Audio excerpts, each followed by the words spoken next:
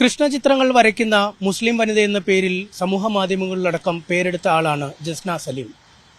പ്രധാനമന്ത്രി നരേന്ദ്രമോദിക്ക് ഗുരുവായൂരിൽ വെച്ച് കൃഷ്ണന്റെ ചിത്രങ്ങൾ നൽകുന്നതിനുള്ള ഭാഗ്യവും ജസ്നയ്ക്കുണ്ടായി. എന്നാൽ കഴിഞ്ഞ ദിവസങ്ങളായി സൈബർ ഇടത്ത് സമൂഹ മാധ്യമങ്ങളിൽ വലിയ ആക്രമണമാണ് ഇവർക്ക് നേരെ ഉണ്ടാകുന്നത്. ഇവർ ഹണി ട്രാപ്പിൽ യുവാക്കളെ പെടുത്തുന്നതെന്നടക്കമുള്ള ആരോപണങ്ങളുമായാണ് മുന്നോട്ട് പലരും വന്നിരിക്കുന്നത്. ഇക്കാര്യത്തിൽ എന്താണ് സംഭവിച്ചതെന്ന കാര്യത്തിൽ ഒരു വിശദീകരണം നൽകുകയാണ് ജസ്ന. കഴിഞ്ഞ കുറച്ച് ദിവസങ്ങളായി നിങ്ങൾക്കെതിരെ രൂക്ഷമായ സൈബർ ആക്രമണം നടക്കുന്നുണ്ട്.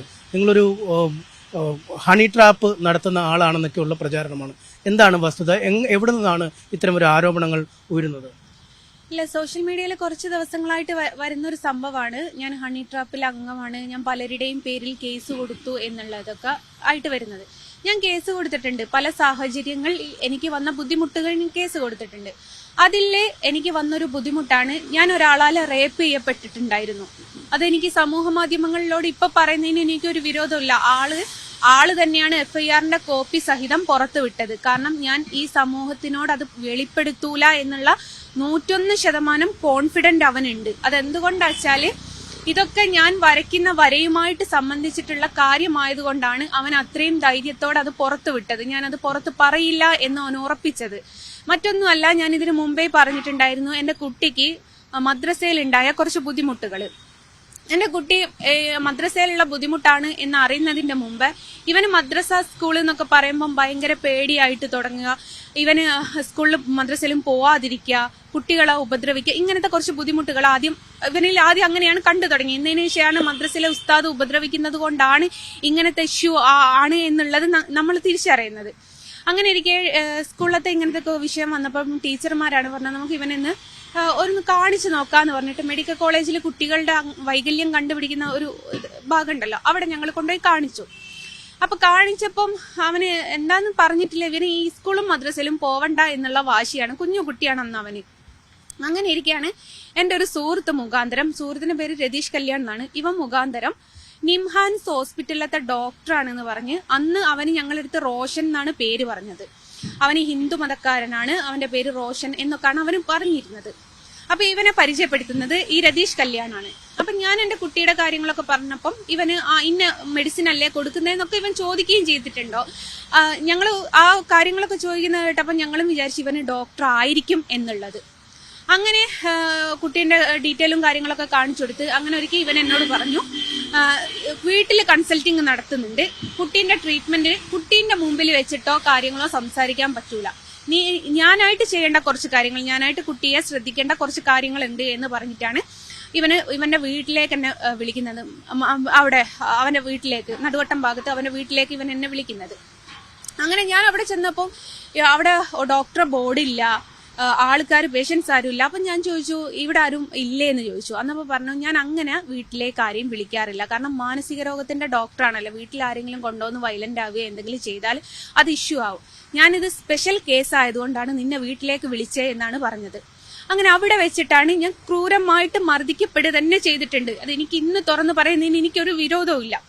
അങ്ങനെ അവിടുന്ന് മർദ്ദിക്കപ്പെട്ട് ഇവൻ അന്ന് അവകാശപ്പെട്ടത് ആ ദൃശ്യങ്ങളൊക്കെ അവൻ ഒരു മൊബൈൽ, ഒരു ക്യാമറയിൽ പകർത്തിയിട്ടുണ്ട്, അത് പുറത്തു വിട്ട് എന്നെ അപമാനിക്കും എന്നായിരുന്നു അവൻ പറഞ്ഞത്. ആ സമയത്ത് ഞാൻ എന്റെ സാഹചര്യം എന്ന് വെച്ചാല്, ഞാൻ പറഞ്ഞല്ലോ ചിത്രവര തുടങ്ങി 2019 ഫാമിലിയുമായിട്ട് അന്ന് വലിയ കണക്ഷൻ ഇല്ല. വാപ്പയുണ്ട് എന്നല്ലാതെ വാപ്പയമ്മയുണ്ട് എന്നല്ലാതെ വേറെ ഫാമിലികൾ ആരും അംഗീകരിക്കുന്ന ഇപ്പോഴും അംഗീകരിച്ചിട്ടില്ല കേട്ടോ.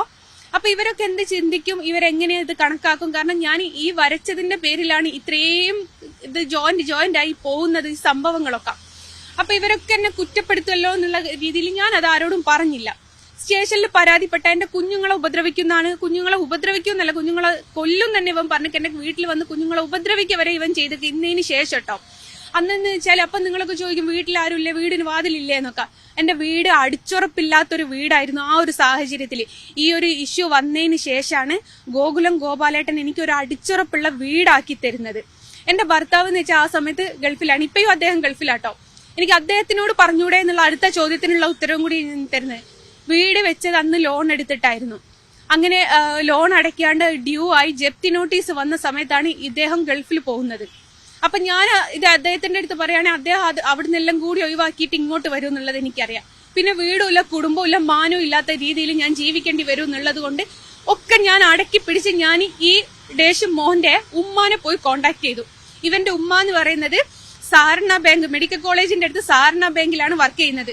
നിങ്ങൾക്ക് ആർക്കെങ്കിലും ഇതിന്റെ സത്യം അറിയണമെന്നുണ്ടെങ്കിൽ 2019 അവിടുത്തെ മെഡിക്കൽ കോളേജിലെ സാരണ ബാങ്കിന്റെ CCTV ദൃശ്യങ്ങൾ നോക്കിയാൽ മനസ്സിലാവും. ഞാൻ ആ സ്ത്രീയുടെ കാല് പോയി പിടിച്ച് പറഞ്ഞിട്ടുണ്ട്, ഇന്നിങ്ങനെയൊക്കെ ഉപദ്രവിച്ചു, ഇനിയും മുന്നോട്ട് ഉപദ്രവിക്കും എന്നാണ് ഇവൻ പറയുന്നത്. എനിക്ക് ആരുമില്ല, എനിക്ക് കൂടില്ല, കുടുംബമല്ല, എനിക്ക് 2 മക്കളേ ഉള്ളൂ, ഭർത്താവ് ഗൾഫിലാണ്, എനിക്കൊന്നും ചെയ്യാൻ പറ്റൂല, എന്നെ ഒന്ന് സഹായിക്കെന്ന് പറഞ്ഞ ആ സ്ത്രീയുടെ കാല് പിടിച്ച് ഞാൻ കരഞ്ഞിട്ടുണ്ട്. അന്ന് ആ സ്ത്രീ പറഞ്ഞത് എന്താണെന്നറിയോ? മോളെ, എനിക്കൊന്നും ചെയ്യാൻ പറ്റൂല, എന്റെ മോന് 16 വയസ്സ് തൊട്ട് ഇക്ര ഹോസ്പിറ്റലില് ട്രീറ്റ്മെന്റ് നടത്തിക്കൊണ്ടിരിക്കുകയാണ്, ഓനൊരു സൈക്കോ പേഷ്യന്റ് ആണ് എന്ന് പറഞ്ഞു. ആ തള്ളനെ വരെ ഇവൻ തല്ലിയിട്ടുണ്ട് എന്ന് ആ സ്ത്രീ എന്റെ മുഖത്ത് നോക്കി പറഞ്ഞിട്ടുണ്ട്. ഇന്നത് മാറ്റി പറയുമെന്നല്ല എനിക്കറിയില്ല. അവിടെ നിന്ന് നിരന്തരമായിട്ട് ഞാൻ പറഞ്ഞല്ല, എന്റെ വീട്ടിൽ വന്ന് ഒരിക്കലല്ല 2 പ്രാവശ്യം എന്റെ മക്കളെ ഉപദ്രവിച്ചിട്ടുണ്ട്. ഒരിക്കൽ എന്റെ മോനാണ് വാതിൽ തുറന്നു കൊടുത്തത്. ഞാൻ വാഷ്റൂമിലുള്ള സമയത്താണ് ഇവൻ വാതിൽ തുറന്നു കൊടുക്കുന്നത്. പിന്നെ എന്നോട് പല പ്രാവശ്യങ്ങളിലായിട്ട് പൈസ ആവശ്യപ്പെട്ട് ഞാനത് പണയം വെച്ച് കൊടുത്തതിന്റെ റെസീറ്റ് വരെ ഞാൻ സ്റ്റേഷനിൽ കാണിച്ചെടുത്തു. എല്ലാതും ഈ പറഞ്ഞത് പോണം. ഒരിക്കൽ ഗോകുലം ഗോപാലേട്ടന് ഇത് ലോൺ അടയ്ക്കാൻ തന്ന പൈസ അതും ഞാൻ കൊടുത്തതായിട്ട് ഞാൻ കാണിച്ചു. ഇതൊക്കെ കോടതിയിലെത്തിയപ്പോൾക്ക് മാറി മറിഞ്ഞത് എങ്ങനെയാണെന്ന് എനിക്കറിയില്ല. ഞാൻ കൊടുത്ത FIR കോപ്പിയോ അല്ലെ രേഖകളും അല്ല കോടതിയിലേക്ക് എത്തിയത്. ഇനി അതെങ്ങനെ മാറി മറിഞ്ഞു ഇതാക്കിയെന്ന് എനിക്കറിയില്ല. അവിടെ ഞാൻ ആ വീട്ടിൽ കയറി ചെന്നു എന്ന് പറഞ്ഞിട്ട് ഒരു 1-2 പേര് അവന്റെ വീടിന്റെ അടുത്തുള്ള ആൾക്കാര് സാക്ഷി കൊടുത്തിട്ടുണ്ട്. കോടതിയിലെത്തിയപ്പോ അവര് സാക്ഷി മാറ്റി. 1 വർഷം മുമ്പത്തെ നടന്നതിന് എന്നോട് ഡ്രസ്സ് ആവശ്യപ്പെട്ടു. ഞാൻ എന്ത് ഡ്രസ്സ് എടുത്തു കൊടുക്കാനും, ഞാൻ ആരോട് എങ്ങനെ എന്തെന്ന് വെച്ച് പറയാനാണ്? ഇന്നും ഞാൻ പറയാണ്, ഞാൻ അന്ന് മാറാട് സ്റ്റേഷനിലുള്ള SIനോട് പറഞ്ഞ കാര്യങ്ങളൊന്നല്ല, അവർ എഴുതി വിട്ടതും ഇതാക്കിയതും. ഒരിക്കൽ SI ഇവനെ അറസ്റ്റ് ചെയ്യാൻ വേണ്ടിയിട്ട് ഇവന്റെ വീട്ടിൽ പോയി. എന്നോട് പറഞ്ഞു, ജസ്റ്റ് ഞാൻ ഇതൊന്നും പുറത്ത് വിടല്ലേ, നമുക്ക് ഇവനെ അറസ്റ്റ് ചെയ്യണം എന്ന് പറഞ്ഞിട്ട്. അന്ന് അറസ്റ്റ് ചെയ്യാൻ ഇവൻ പോയ സമയത്ത് അവന്റെ വീട് ചുറ്റും വളഞ്ഞ് ആടുന്ന് പിന്നെ വല്ല അറസ്റ്റ് ചെയ്യാതെ പോന്നു. അപ്പൊ ഞാൻ ചോദിച്ചു, എന്ത് പറ്റി, എന്താ അറസ്റ്റ് ചെയ്യാതിരുന്നത്? അത് ഞങ്ങൾക്ക് സിദ്ദീഖ് വിളിച്ച് പറഞ്ഞതാണ്. ഒരു കോൺഗ്രസിന്റെ നേതാവ് സിദ്ദീഖ് ഉണ്ട്, അവര് വിളിച്ച് പറഞ്ഞതാണ്, അതുകൊണ്ടാണ് ഞങ്ങൾ അറസ്റ്റ് ചെയ്യാതെ പോകുന്നതെന്ന്. ഈ സിദ്ദീഖ് എന്ന് പറയുന്നത് ഇവന്റെ പെങ്ങളെ കല്യാണം കഴിച്ചത് VKസിന്റെ മരുമകനാണോ അല്ലെ. അപ്പൊ ഈ തള്ള ഇങ്ങോട് പറഞ്ഞ എന്ത് ചെയ്താലും ഈ സിദ്ദീഖും ഈ ഇവന്റെ ഏട്ടന്മാര്, ഒരു ഷാനിയുണ്ട്, ഒരു ഷാമിലുണ്ട്, ഇവരാണ് ഇവനെ സപ്പോർട്ട് ചെയ്ത് പ്രൊട്ടക്ട് ചെയ്ത് കൊണ്ടുവെക്കുന്നത്.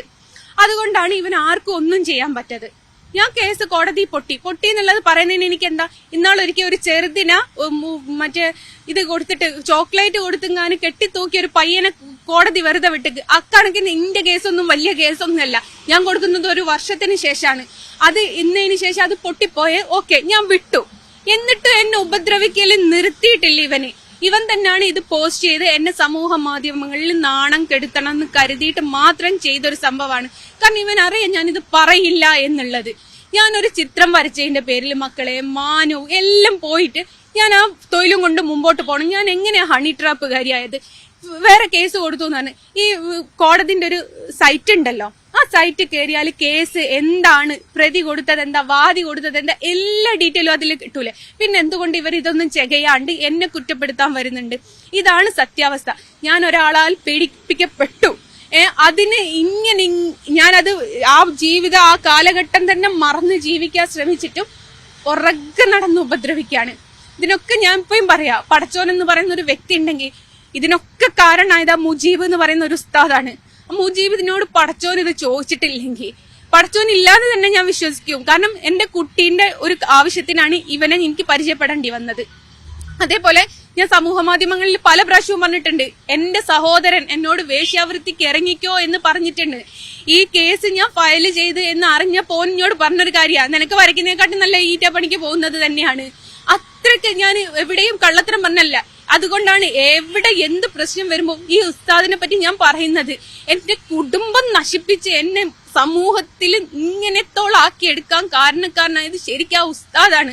ഉസ്താദ് മതഭ്രാന്ത് ഉണ്ടാക്കിയിട്ടാണ് ഇന്ന് എനിക്കും എന്റെ കുടുംബത്തിന് ഈറ്റ ഗതി വന്നത്. മർദ്ദിച്ചതുള്ളോ ലൈംഗികമായി നിങ്ങളെ ദുരുപയോഗം ചെയ്തെന്നാണ്?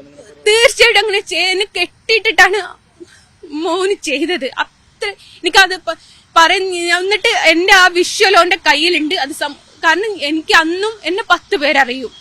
എനിക്ക് പുറത്ത് വിട്ടാല് ഞാൻ നാറും, അല്ല എന്നെ നാട്ടിക്കും എന്നൊക്കെ പറഞ്ഞത്. പക്ഷെ അന്ന് ചിന്തിച്ച് എനിക്ക് ആരുമില്ല പറയാന്. എനിക്ക് എന്റെ കുടുംബക്കാരെങ്കിലും ഉണ്ടെങ്കിൽ അല്ലെ അതോടുകൂടെ കൂട്ടുകാരന്മാരെ ഞാൻ വിശ്വസിക്കൽ നിർത്തി. ആ രതീഷ് എന്ന് പറയുന്ന ഒരു ചെങ്ങായിയാണ് എന്റെ ജീവിതത്തിലേക്ക് ഇവനെ കൊണ്ടുവന്നത്. അതുകൊണ്ട് കൂട്ടുകാരെന്ന് പറയുന്ന ആൾക്കാരെ എനിക്കിപ്പോ ആരുമായിട്ട് കമ്പനി ഒന്നും അങ്ങനെ ഇല്ല. ഞാൻ കൂട്ടുകാരെടുത്തൊക്കെ ഒന്നിനും പോലെ ആര് വയ്യ എങ്ങനെയാ ചതി വരിക എന്ന് പറയാൻ പറ്റൂല. ഇതാണ് സത്യത്തിൽ. അയാളത് ആ വീഡിയോ വെച്ച് പിന്നെയും ദുരുപയോഗം ചെയ്യാൻ അങ്ങനെയുള്ള ഭീഷണിപ്പെടുത്തിയോ? ഞാൻ ആ കേസിൽ വ്യക്തമായിട്ട് കൊടുത്തിട്ടുണ്ടല്ലോ. അങ്ങനത്തെ എന്റെ തുണിയില്ലാത്ത ഞാനും അവനും ബന്ധപ്പെടുന്നെന്ന് പറയുന്ന വീഡിയോ അവന്റെ കയ്യിലുണ്ടെന്നും അതെന്റെ സഹോദരിയുടെ ഭർത്താവിനോട് വിളിച്ചു പറഞ്ഞിട്ടുണ്ട്, സഹോദരിനോട് വിളിച്ചു പറഞ്ഞിട്ടുണ്ട്, എന്റെ ഉമ്മ കുടുംബത്തിലുള്ള പലരോടും വിളിച്ചു പറഞ്ഞിട്ടുണ്ട്. അവരോടൊക്കെ പറഞ്ഞു എന്ന് ഇവര് പറഞ്ഞതുകൊണ്ടാണ് അത് തെളിവ് സഹിതം വെച്ചിട്ടാണ് ഞാൻ അവന്റെ നേരെ കേസ് കൊടുത്തത്. ഇത് ഞാൻ പറഞ്ഞല്ലോ, കോടതിന്റെ ഒരു സൈറ്റ് ഉണ്ട്, അതിൽ കയറിയാൽ നമ്മൾ കൊടുത്ത മൊഴികളും കാര്യങ്ങളും വ്യക്തമായിട്ട് അതിൽ കിട്ടും. എന്തുകൊണ്ട് ഇതാരും നോക്കിയില്ല? ഞാൻ ഹണി ട്രാപ്പുകാരിയാണ് എന്ന് പറയുന്ന നേരം കൊണ്ട് ഇവർക്ക് അതൊക്കെ ഒന്ന് ചെക്ക് ചെയ്തുകൂടെ?